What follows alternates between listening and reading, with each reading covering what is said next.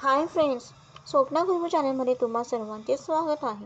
Friends, आजच्या व्हिडिओमध्ये आज आपण मृत्यूनंतर अंतिम संस्काराची संपूर्ण माहिती आज आपण जाणून घेणार आहोत. त्याआधी तुम्ही जर चॅनलवर नवीन असाल तर चॅनलला सबस्क्राईब करा. तर फ्रेंड्स, अंतिम यात्रेचे खरे रहस्य. मनुष्याच्या मृत्यूनंतर त्याचा अंतिम संस्कार का केला जातो? शवाचे पाय का बांधले जातात? शवाला नवीन कपडे का घातले जातात? शवयात्रेत कोणते मंत्र बोलले जातात? या सर्व प्रश्नांची उत्तरे आजच्या व्हिडिओमध्ये आज आपण जाणून घेणार आहोत. भगवान श्रीकृष्ण म्हणतात की या संसारात जन्म घेतलेल्या प्रत्येक जीवाचा मृत्यू निश्चित आहे. मृत्यू एक असे सत्य आहे ज्याला प्रत्येकाला सामोरे जावे लागते. कोणीही मृत्यूवर विजय मिळवू शकत नाही, पण जर कोणी मनुष्य जन्म घेऊन चांगले कर्म करतो तर निश्चितच त्याला मुक्ती मिळते आणि त्याला पुन्हा या मृत्यूलोकात जन्म घ्यावा लागत नाही. जो मनुष्य या नश्वर संसाराच्या मोहात पडतो तो पुन्हा पुन्हा मृत्यूलोकात जन्म घेत राहतो. जो जीवात्मा मनुष्य रूपात जन्म घेतो त्याच्यावर 16 संस्कार केले जातात आणि मृत्यूनंतर त्याचा अंतिम संस्कार केला जातो, ज्याला सर्वात मोठे महत्त्व आहे. मनुष्याच्या मृत्यूनंतर त्याचे नातेवाईक त्याचा अंतिम संस्कार करतात.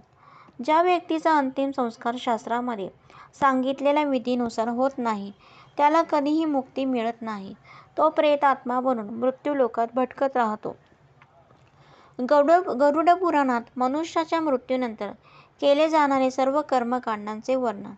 हे ज्ञान अत्यंत रहस्यमय आणि महत्त्वपूर्ण आहे आणि प्रत्येक मनुष्याने ते जाणून घेणे आवश्यक आहे, कारण हे केवळ आत्म्याच्या मुक्तीचा मार्ग दर्शवते असे नाही, तर ते आपल्याला शिकवते की आपल्या जीवनात काय योग्य आहे आणि काय अयोग्य.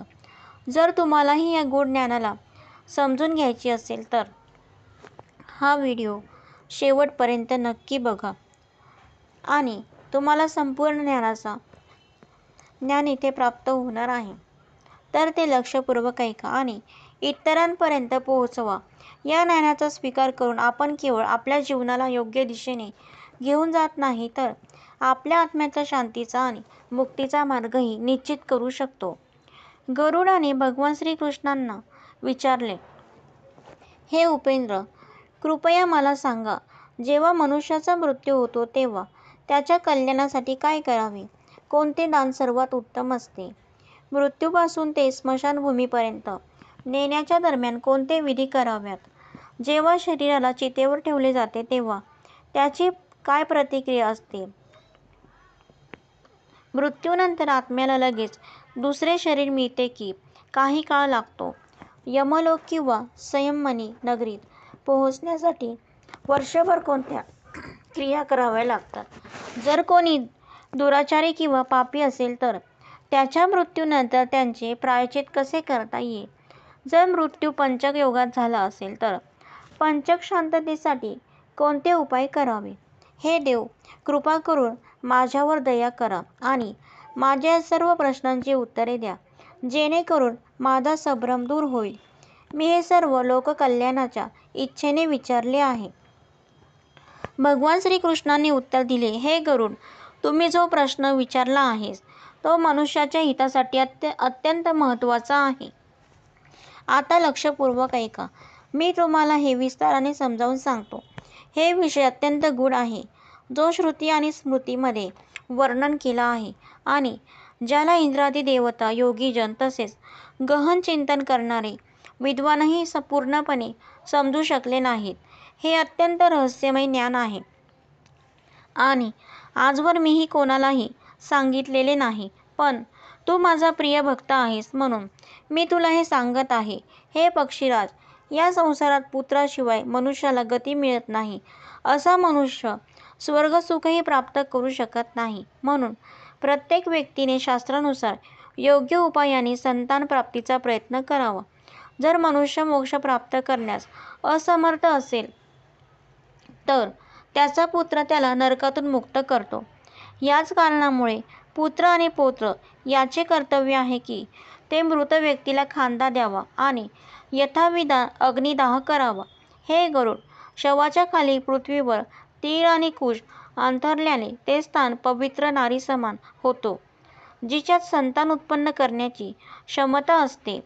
मृताच्या मुखात पंचरत्न म्हणजेच सुवर्ण, रौप्य, मोती, प्रवाळ आणि वज्र ठेवणे म्हणजे बीज पेरण्याच्या प्रक्रियेप्रमाणे आहे, जी जीवाला शुभ गती प्राप्त होण्याचे साधन बनते. तीळ आणि कुशाशिवाय शवभूमी जीवाच्या शुभ योनीमध्ये पुनर्जन्माचे माध्यम बनू शकत नाही.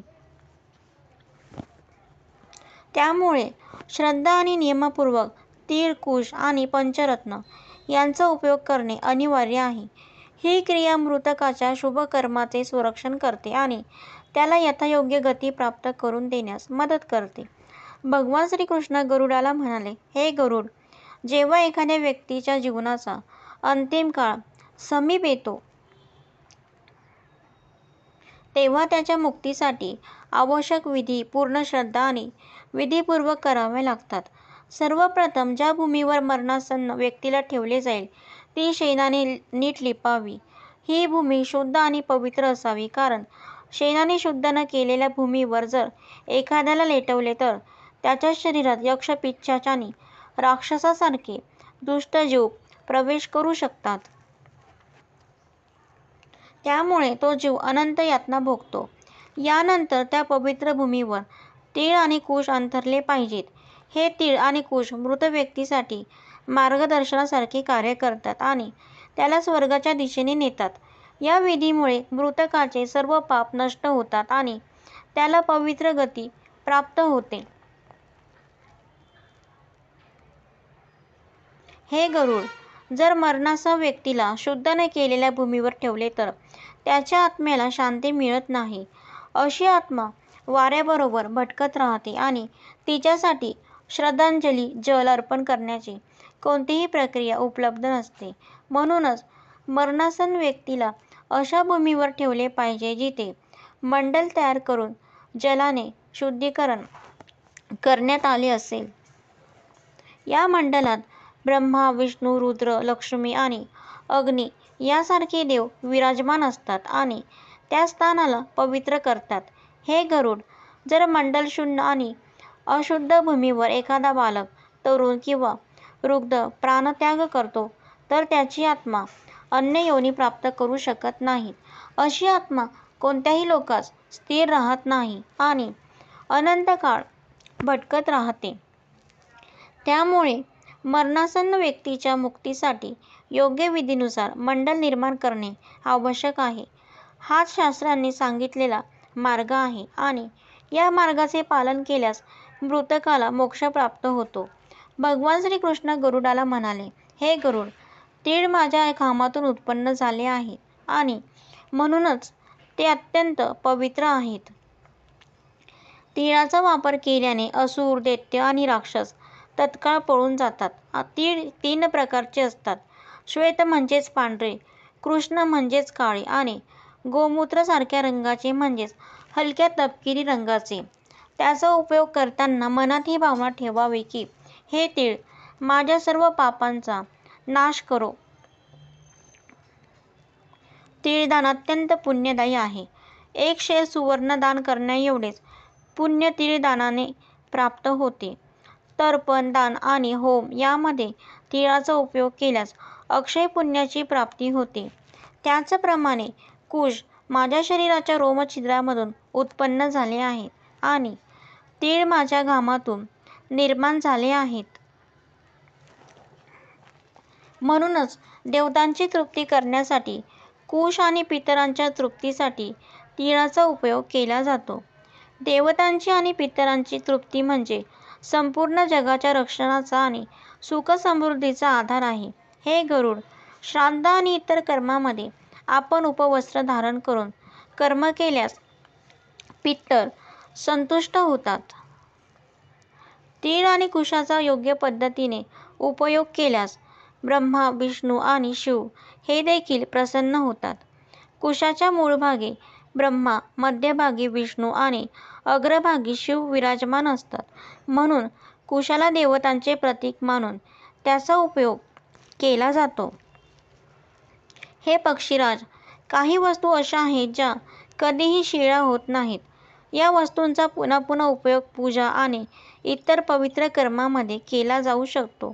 तुळस, ब्राह्मण, गाय, विष्णू आणि एकादशी व्रत ही 5 साधने संसाररूपी समुद्रात बुडणाऱ्या लोकांना तारण्यासाठी नौकेसारखी कार्य करत असतात. हे खगेंद्र, या जगात विष्णू एकादशी व्रत, भगवद्गीता, तुळस, ब्राह्मण आणि गाय ही 6 मुक्तिदायक साधने आहेत. यांना षटपदी म्हणतात. ही साधने जीवन शुद्ध करतात आणि मोक्षप्राप्तीला पात्र बनवतात. भगवान श्रीकृष्ण गरुडाला म्हणाले, हे गरुड, जसे तीळ अत्यंत पवित्र असून पापांचा नाश करतात, तसेच कुश आणि तुळसही अत्यंत पवित्र मानले गेले आहेत. या तिघांचा उपयोग मरणासन व्यक्तीला दुर्गतीपासून वाचवण्यासाठी आणि मोक्ष प्रदान करण्यासाठी अत्यंत महत्त्वाचा आहे. मरणासन व्यक्तीसाठी कुशाचा विशेषतः उपयोग केला पाहिजे.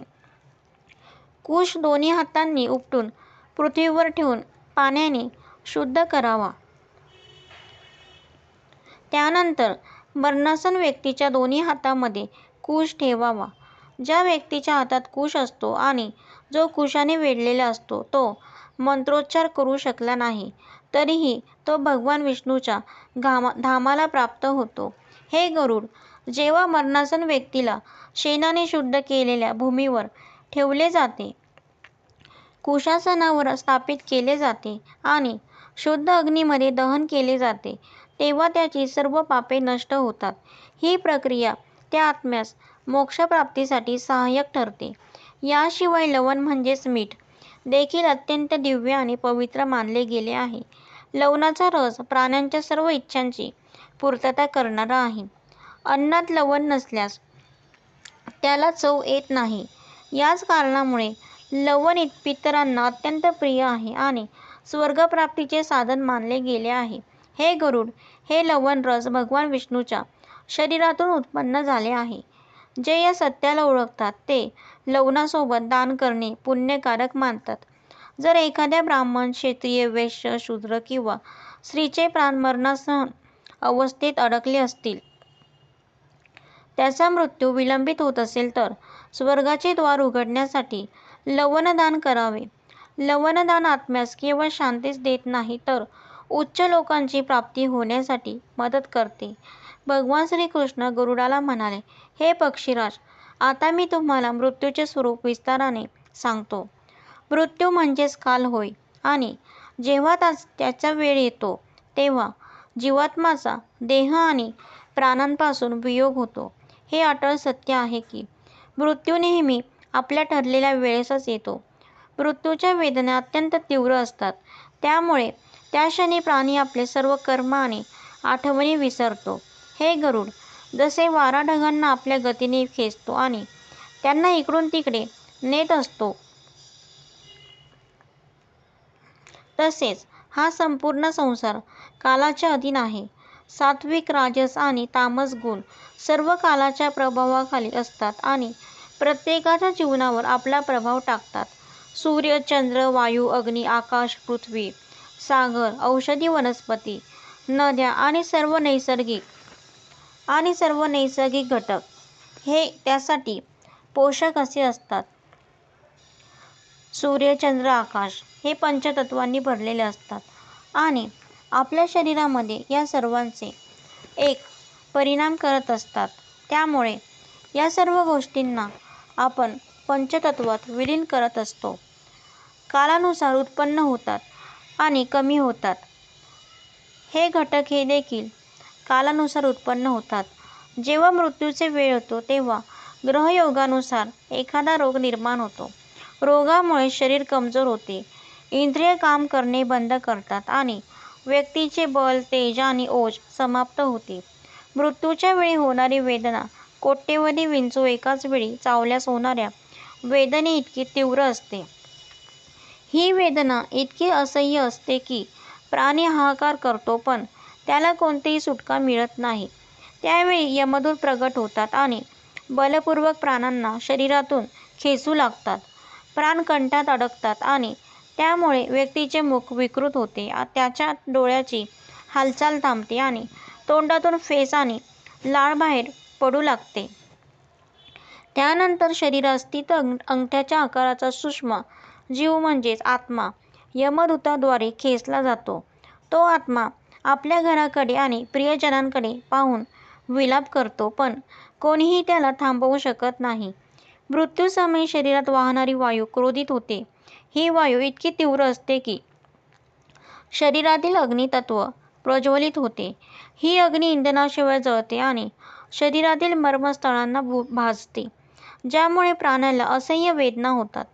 परंतु जे लोक भक्ती मार्गात तल्लीन असतात आणि भोगविलासापासून दूर असतात, त्यांच्यासाठी ही प्रक्रिया सहज होते. जे सत्य बोलतात, कुणाचाही विश्वासघात करत नाहीत, धर्माच्या मार्गावर चालतात आणि खऱ्या श्रद्धावान असतात, त्यांना सुखपूर्वक मृत्यू प्राप्त होतो. या उलट जे लोक खोटे बोलतात, विश्वासघात करतात आणि वेदांची निंदा करतात, त्यांचा मृत्यू अत्यंत कष्टदायक होतो. त्यांना घेण्यासाठी भीषण यमदूत येतात, जे काठ्या आणि मुदवर घेऊन उभे असतात आणि त्यांच्या देहातून दुर्गंध येत असतो. यमदूतांना पाहून प्राणी भीतीने थरथरू लागतो. तो आपल्या आई-वडिलांना, मुलाला आणि प्रियजनांना हाक मारतो, पण कोणीही त्याला मदत करू शकत नाही. त्याच्या कंठातून स्पष्ट शब्द बाहेर येत नाहीत. त्याचे डोळे भीतीने इकडे-तिकडे फिरतात आणि त्याचा श्वास वेगाने चालतो. अखेर तीव्र वेदना सहन करत तो आपला देह सोडून देतो. मृत्यूनंतर लगेचच तो देह इतरांसाठी अस्पृश्य आणि घृणास्पद होतो. जो देह कधी प्रियजनांच्या प्रेमाचा केंद्रबिंदू होता, तोच आता त्याग करण्याजोगा समजला जातो. हेच या संसाराचे सत्य आहे. देह नश्वर आहे आणि आत्मा काळाच्या अधीन आहे. हे गरुड, हेच मृत्यूचे खरे स्वरूप आहे.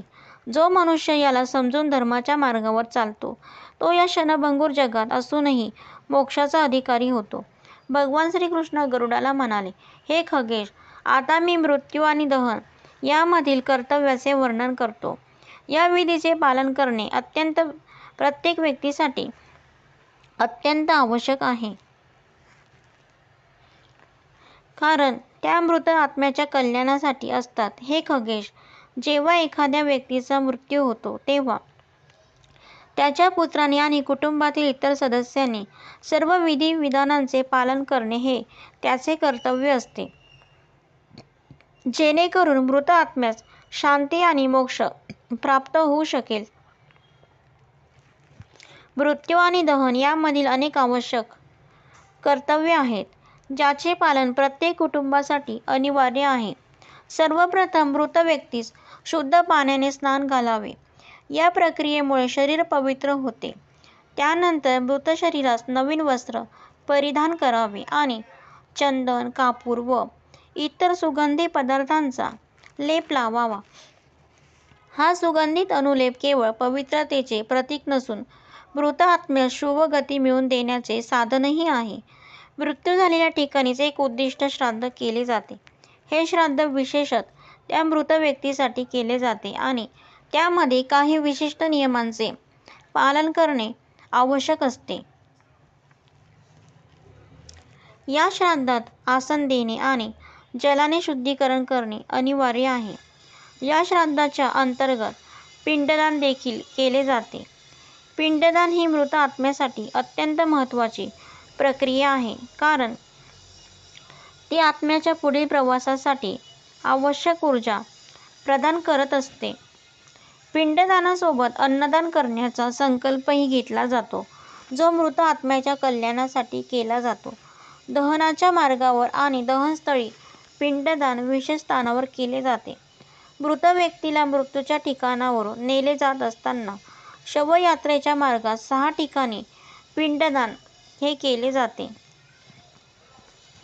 1. मृत्यूस्थळ, येथे दिलेल्या पिंडास शवपिंड म्हणतात, जो भूमिदेवतांचे संतोषण करत असतो. 2. घराचा प्रवेशद्वार, येथे दिलेल्या पिंडास पातपिंड म्हणतात, जो वास्तुदेवतेला प्रसन्न करत असतो. 3. चौक किंवा चौरस्ता, येथे दिलेल्या पिंडास अखेर त्यास खेचर पिंड म्हणतात, जो भूत, प्रेत आणि आकाशातील देवता यांना संतुष्ट करतो. 4. विश्रांती ठिकाण. जिथे शव काही काळ विश्रांती घेतो तिथे दिलेल्या पिंडास भूतसंचक पिंड म्हणतात, जो दक्ष दिशांना संतोष देतो. 5. चित्तास्थळ. चितेवर दिलेल्या पिंडास साधक पिंड म्हणतात, जो मृत आत्म्यास विशेष फलदायी असतो. 6. अस्थिसंचयनानंतर यावेळी दिलेल्या पिंडास प्रेतसंचक पिंड असे म्हणतात. भगवान श्रीकृष्ण गरुडाला म्हणाले, हे गरुड, मृत्यूनंतर मृत शरीराच्या हातपाय बांधण्याची एक विशेष प्रक्रिया आहे. हे गरुड, जेव्हा आत्मा शरीरातून बाहेर पडते तेव्हा ती सूक्ष्म रूपाने काही काळ भौतिक शरीराच्या आसपास राहते. या दरम्यान जर मृत शरीराचे हातपाय खुले सोडले गेले तर आत्म्याच्या सूक्ष्म रूपामध्ये अशांतता निर्माण होऊ शकते. हातपाय बांधल्याने सूचित होते की आता शरीर पूर्णपणे स्थिर झाले आहे आणि आत्म्याने पुढील प्रवासासाठी निघाले पाहिजे. ही क्रिया आत्म्यास हे स्मरण करून देते की तिचा या शरीराशी संबंध संपला आहे.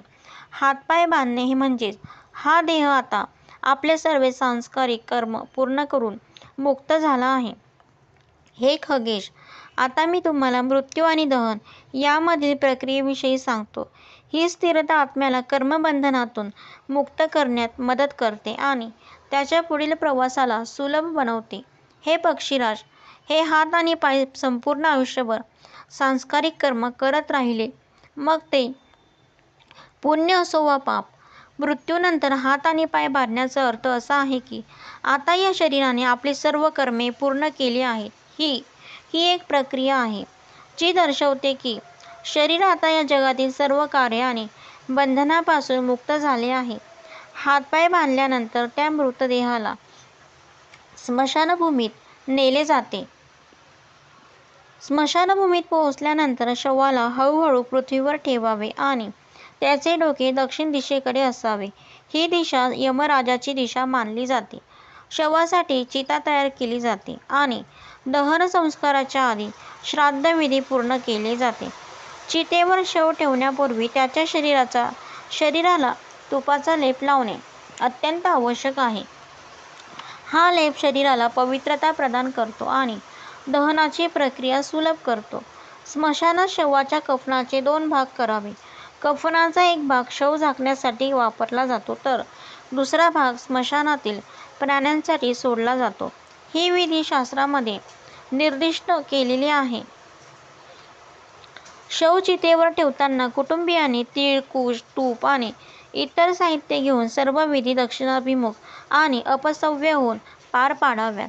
स्मशानात केलेले प्रत्येक कर्म मृत आत्म्यास पुढील जन्म किंवा मोक्षाच्या दिशेने घेऊन जाते. या विधीमुळे मृत आत्म्याचे सुख संपते, दुःख संपून जाते आणि तो आपल्या पापांपासून मुक्त होऊन परमधामात जाण्याचा अधिकारी ठरतो. भगवान श्रीकृष्ण गरुडाला म्हणाले, हे खगेश, आता मी तुम्हाला पिंडदानाच्या विस्तृत प्रक्रियेविषयी सांगतो, जी मृत्यू आणि दहन संस्काराच्या दरम्यान पूर्ण केली जाते.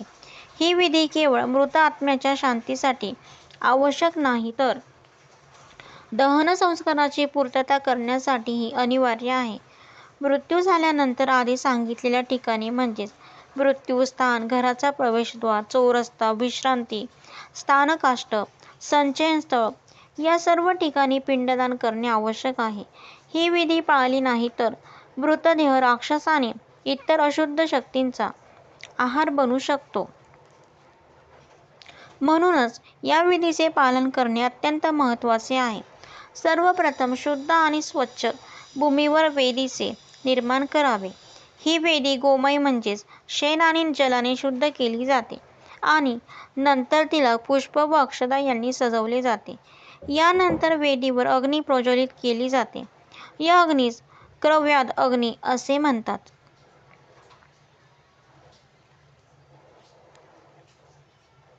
क्रव्याद अग्नी सर्व भौतिक तत्वांचे शुद्धीकरण करते, जे शरीराशी निगडित असतात. अग्नी स्थापित केल्यानंतर त्यांची विधीपूर्वक पूजा केली जाते. या पूजेमध्ये पुष्प, अक्षता आणि तिळाचा उपयोग केला जातो आणि मंत्रोच्चाराद्वारे अग्निदेवता प्रसन्न केली जाते. जेव्हा अग्निस्थापन आणि पूजा पूर्ण होते तेव्हा शवचितेवर ठेवले जाते. शवचितेवर ठेवण्यापूर्वी त्याच्या शरीरावर तीळ आणि तुपाचा लेप करणे आवश्यक असते. यानंतर शवदहनाची प्रक्रिया सुरू केली जाते. भगवान श्रीकृष्ण गरुडाला म्हणाले, हे गरुड, आता मी तुम्हाला त्या रहस्याबद्दल सांगतो की शवदहनावेळी मस्तकावर काठी का मारली जाते. याला कपालक्रिया असे म्हणतात आणि याला अत्यंत धार्मिक व आध्यात्मिक महत्त्व आहे. ही प्रक्रिया मृत आत्म्याच्या पुढील प्रवासासाठी अत्यंत आवश्यक आहे. हे गरुड, मृत्यूनंतरही आत्मा कधीकधी शरीराच्या बंधनात अडकलेली असते.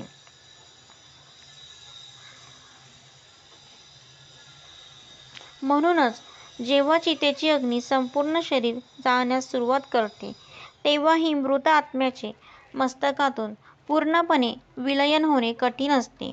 म्हणूनच शवदहनावेळी डोक्यावर काठी मारून कपालभंग केला जातो. ही क्रिया आत्म्याला त्याच्या भौतिक शरीराच्या बंधनातून पूर्ण मुक्त करते आणि पुढील प्रवासासाठी सहाय्यक ठरते. हे गरुड, हे शरीर पृथ्वी, जल, अग्नी, वायू आणि आकाश या पंचतत्वांपासून बनलेले असते. दहन संस्काराचा उद्देश हा शरीर पुन्हा पंचतत्वांमध्ये विलीन करणे हा असतो. परंतु जर कपाल अखंड राहिले तर शरीराचा संपूर्ण विलय होऊ शकत नाही. कपाल तोडल्याने हे सुनिश्चित होते की शरीराच्या सर्व तत्वांचे योग्य प्रकारे अग्नीत विलयन होऊन ते पंचतत्वांमध्ये समाविष्ट होतील. हे खगेश, लक्षात ठेव की आत्मा अमर आहे आणि अजर असतो, परंतु शरीर नश्वर असते. जोपर्यंत कपालक्रिया होत नाही तोपर्यंत आत्म्यास शरीरापासून पूर्णतः मुक्त होण्यास अडचण येऊ शकते. ही प्रक्रिया आत्म्याला त्याच्या कर्मानुसार स्वर्ग, पितृलोक, यमलोक किंवा मोक्षाच्या दिशेने प्रवास करण्यास सहाय्यक ठरते. हे गरुड, कपालक्रिया ही आत्म्याला अंतिम बंधनातून मुक्त करणारी प्रक्रिया आहे, जी त्याला या जगातून मुक्त करून पुढील प्रवासासाठी सिद्ध करते. ही एक शुभ क्रिया आहे जी शवदहन संस्काराचा भाग मानली जाते आणि आत्म्याला शुभ गती प्रदान करते. जे लोक ही क्रिया पूर्ण विधीपूर्वक करतात ते मृत आत्म्याला आपल्या कर्तव्यानुसार योग्य प्रकारे निरोप देण्यात यशस्वी होतात. ही क्रिया करणे अत्यंत शुभ मानले जाते. गरुड पुराणानुसार ही क्रिया करण्याचे अत्यंत शुभ मानले गेले आहे. त्यामुळे ही क्रिया पूर्ण झाल्याशिवाय मृत आत्म्यास शांती मिळत नाही. कपालक्रिया करणे हे मृत व्यक्तीसाठी आणि मृत व्यक्तीच्या आत्म्यासाठी अत्यंत शुभ मानले जाते. ही एक शुभ क्रिया आहे जी शवदहन संस्काराचा भाग मानली जाते आणि आत्म्याला शुभ गती प्रदान करते. जे लोक ही क्रिया पूर्ण विधीपूर्वक करतात ते मृत आत्म्याला आपल्या कर्तव्यानुसार योग्य प्रकारे निरोप देण्यात यशस्वी होतात. म्हणूनच कपालक्रियेचा उद्देश केवळ शरीराचा संपूर्ण दाह करणे नसून आत्म्याला संस्काराच्या बंधनातून मुक्त करून त्याचा प्रवास सहज आणि पवित्र बनवणे हा आहे. धर्म आणि शास्त्रामध्ये याचे अनिवार्य महत्त्व सांगितले आहे. हे गरुड, जेव्हा शवाचा अर्धा भाग अग्नीत जळतो तेव्हा विधी करणाऱ्या व्यक्तीने विशेष मंत्राचे उच्चारण करावे. ओम नमो भगवते वासुदेवाय. हे अग्निदेव, हा जीव तुझ्यापासून उत्पन्न झाला आहे. आता तुझ्याद्वारे तो पुनर्जन्म घेऊ शकतो. यानंतर मृतात्म्याच्या शांतीसाठी तीळ व तुपाने मिश्रित आहुती चितेवर समर्पित करावी. ही आहुती मृत आत्म्याला स्वर्गलोकात प्रवेश करण्यासाठी आवश्यक ऊर्जा आणि पवित्रता प्रदान करते. अग्निसंस्कारादरम्यान कुटुंबीयांनी मृत व्यक्तीसाठी शोक व्यक्त करावा. हा शोकभाव मनापासून आणि मृतकाविषयी प्रेम व सन्मान व्यक्त करत केला गेला पाहिजे. या श्रद्धांजलीमुळे मृत आत्म्याला अत्यंत समाधान आणि शांती प्राप्त होते, कारण त्याला आपल्या प्रियजनांचा स्नेह आणि सन्मान प्राप्त होतो. संपूर्ण विधीचा उद्देश मृत आत्म्यास पवित्रता आणि शांती प्रदान करणे हा आहे. ही प्रक्रिया सुनिश्चित करते की आत्मा योग्य दिशेने प्रवास करते आणि पुढील जन्मात शुभ गती प्राप्त करते. ही प्रक्रिया शास्त्रामध्ये वर्णित असून मृत्यूनंतर आत्म्याच्या मुक्तीसाठी आवश्यक मानली जाते. भगवान श्रीकृष्ण गरुडाला म्हणाले, हे खगराज, जेव्हा 10 संस्कार पूर्ण होतो तेव्हा त्यानंतर अस्थि संचयन म्हणजे अस्थि गोळा करण्याची प्रक्रिया करावी. ही क्रिया मृत आत्म्याला शांती प्रदान करण्यासाठी आवश्यक आहे. त्याचप्रमाणे प्रेतपिंड दान देखील करावे, जेणेकरून आत्म्याच्या पीडा शांत होऊ शकतील. 10 संस्कारानंतर जे कोणी चितास्थळी उपस्थित असतील त्यांनी चितेची प्रदक्षिणा करावी. ही प्रदक्षिणा चितेच्या चारही बाजूंनी घड्याळाच्या काट्याच्या दिशेने फिरून केली जाते. प्रदक्षिणा करताना सर्वांनी शांत मनाने मृत आत्म्यासाठी मंत्राचा जप करावा. यानंतर सर्वांनी जवळील जलाशय, नदी किंवा इतर जलस्रोतावर स्नान करण्यासाठी जावे. यावेळी मृत आत्म्याचा विचार करावा आणि प्रार्थना करावी की त्या आत्म्यास शांती प्राप्त हो. स्नान करण्यापूर्वी ही भावना ठेवावी की मृत आत्म्याने तुम्हाला जलदानाची आज्ञा दिली आहे.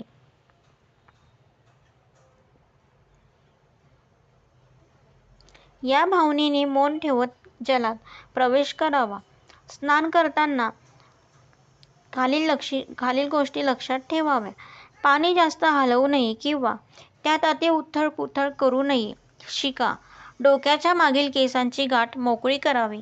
अपसव्य स्थितीत म्हणजेच दक्षिण दिशेकडे तोंड करून स्नान करावे. स्नान झाल्यावर किनाऱ्यावर येऊन शिका पुन्हा बांधावी आणि वस्त्र व्यवस्थित करावे. स्नानानंतर कुशा दक्षिण दिशेकडे तोंड करून दोन्ही हातात धरावे. त्यानंतर तीळ आणि पाण्याने भरलेली हाताच्या ओंजळी बनवून मृत आत्म्यास तिलांजली अर्पण करावी. तिलांजली कशी द्यावी? 3 वेळा तीळ आणि जल अर्पण करता येते. हे जल आणि तीळ पृथ्वीवर किंवा दगडावर अर्पण करावेत. तिलांजली देताना असे म्हणावे, हे अमुक गोत्रात जन्मलेले अमुक नावाचे प्रेत, मी तुला हे तीळ आणि जल अर्पण करीत आहे. तू हे स्वीकार आणि तृप्त हो. तिलांजलीचे महत्त्व. ही क्रिया मृत आत्म्यास तृप्ती आणि शांती देते. मृत आत्म्यास प्रेतयोनीतून मुक्त होण्यास मदत करते. यामुळे आत्म्यास हे समजते की त्याचे कुटुंबीय त्याच्या आठवणी आणि शांतीसाठी कर्तव्य पार पाडत आहेत. हे दान आत्म्यास तृप्त करते आणि पुढच्या प्रवासाला मदत करते. तिलांजली दिल्यानंतर सर्वांनी शांत आणि श्रद्धेने तेथून परत जावे. ही विधी शास्त्रानुसार आवश्यक आहे आणि आत्म्याच्या कल्याणासाठी अत्यंत लाभकारी आहे. भगवान श्रीकृष्ण गरुडाला म्हणाले, हे गरुड, आता मी तुला पुढील गोष्टी सांगतो. 10 संस्काराने तिलोदक दानानंतर जेव्हा नातेवाईक स्नान पूर्ण करतात तेव्हा त्यांनी शांत भावाने पवित्र स्थळी बसावे. स्नान केलेल्या वस्त्राला एकदा निचळून स्वच्छ भूमीवर ठेवावे आणि मन स्थिर करून अंतिम विधी पूर्ण करावी. शोक न करण्याचे कारण. हे गरुड, मृतकाच्या नातेवाईकांनी हे समजले पाहिजे की त्यावेळी रडल्याने किंवा शोक व्यक्त केल्याने मृत आत्म्यास वेदना होतात. जेव्हा नातेवाईक रडतात तेव्हा त्याचे अश्रू मृत आत्म्यास ग्रहण करावे लागतात. यामुळे त्याला अधिक पीडा होऊ शकते. म्हणून नातेवाईकांनी शक्यतो रडणे टाळावे आणि पूर्ण श्रद्धा व सामर्थ्याने विधी पार पाडावेत. त्यावेळी कोणत्याही विद्वान व्यक्तीने किंवा पुराण जाणकाराने उपस्थित राहून परिवारातील सदस्यांना जगाच्या नश्वरतेचा बोध करून द्यावा. तो सांगेल, हे प्रियजन, हे शरीर अत्यंत नाशवान आहे. हे जलाच्या बुडबुड्यासारखे क्षणभंगुर आहे. जो कोणी या शरीरात स्थैर्य शोधतो तो मूर्ख आहे. जेव्हा हे शरीर पृथ्वी, जल, अग्नी, वायू आणि आकाश या पंचतत्वांपासून बनले आहे तेव्हा मृत्यूनंतर हे त्याच पंचतत्वांमध्ये विलीन होतात. म्हणून त्यावर शोक करणे निरर्थक आहे. जेव्हा पृथ्वी, समुद्र आणि स्वर्ग देखील नष्ट होतात तेव्हा हा नश्वर संसारही शेवटी नष्ट होईल. जेव्हा कुटुंबीय घरात परततील तेव्हा त्यांनी प्रथम द्वारावर ठेवलेल्या लिंबाच्या पानाचे सेवन करावे. लिंबाची पाने शुद्धता आणि आरोग्यासाठी उपयुक्त मानली जातात. त्यानंतर आचमन करावे म्हणजेच पवित्र जल ग्रहण करावे. यानंतर अग्नी, जल, गोबर, श्वेत, मोहरी, दुर्वा, प्रवाळ आणि इतर शुभ वस्तूंचा स्पर्श करावा. याचा अर्थ असा आहे की आता ते मानसिक आणि शारीरिकदृष्ट्या स्थिर झाले आहेत. हळूहळू घरात प्रवेश करावा.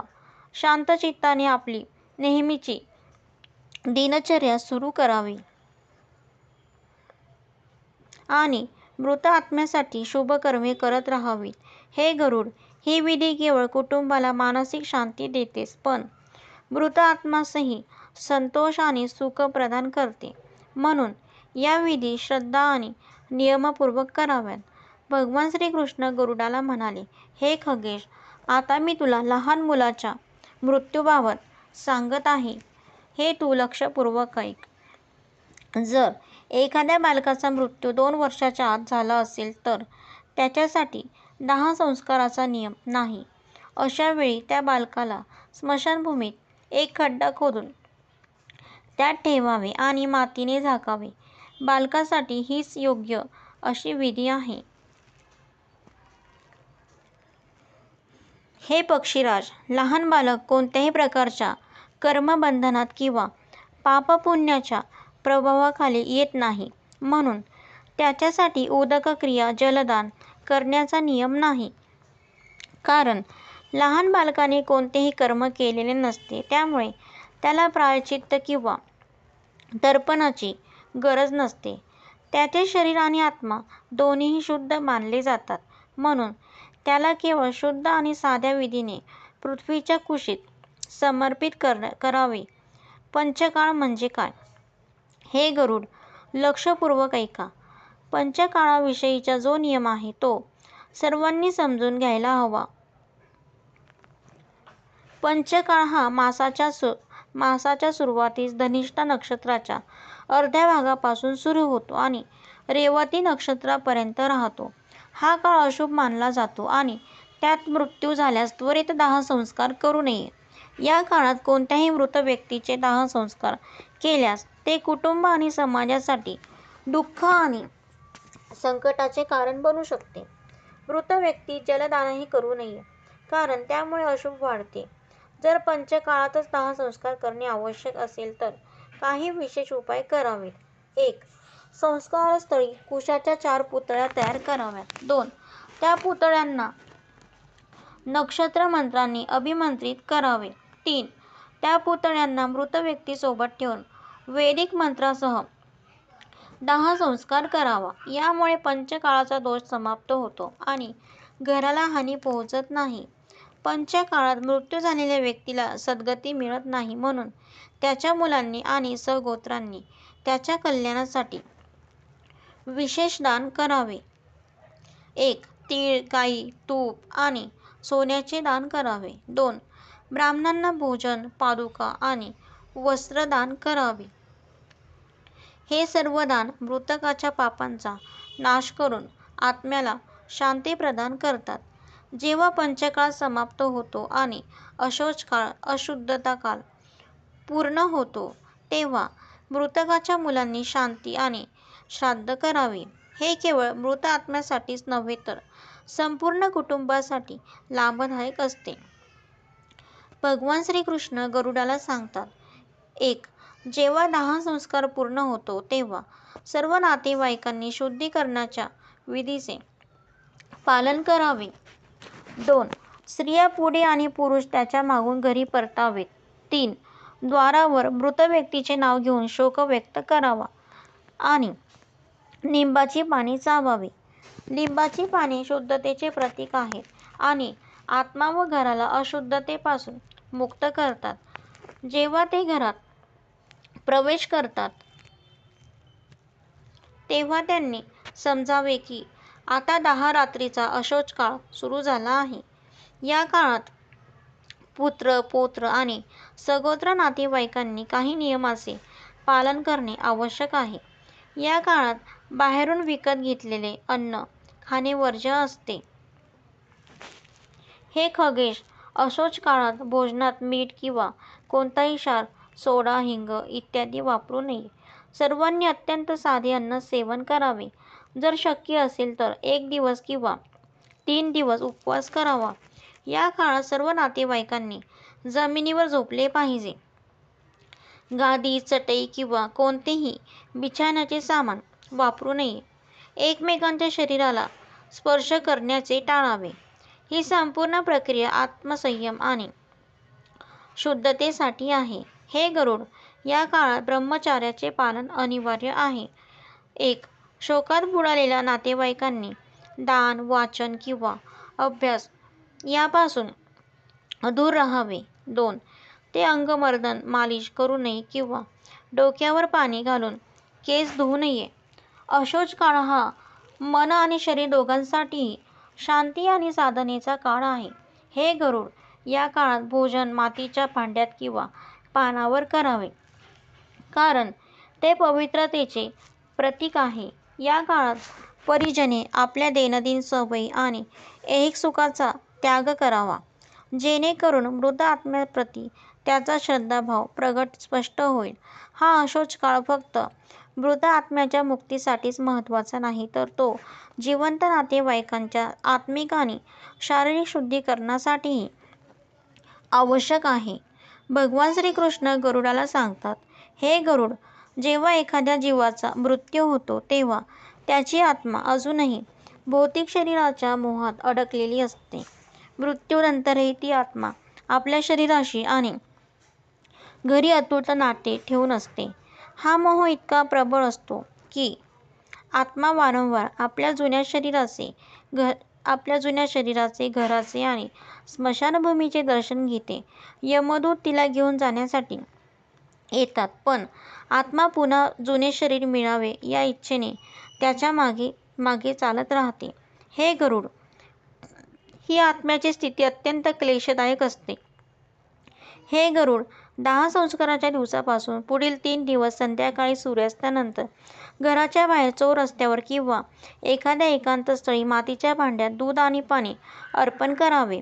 हे अर्पण आत्म्याला हा विश्वास देते की तिचे नातेवाईक तिच्या स्मृतीला जिवंत ठेवत आहेत आणि तिच्या कल्याणासाठी प्रयत्नशील आहेत. ही श्रद्धा आणि भावना आत्म्याला हळूहळू तिच्या भौतिक शरीराच्या आणि जगाच्या बंधनांपासून मुक्त होण्यास मदत करत असते. तर फ्रेंड, अशा प्रकारे आपला व्हिडिओ इथे समाप्त होत आहे. तर फ्रेंड्स, तुम्हाला जर माझा व्हिडिओ आवडला असेल तर लाईक करा, शेअर करा, सबस्क्राईब करा. पुन्हा भेटू एका नवीन व्हिडिओसोबत. तोपर्यंत बाय.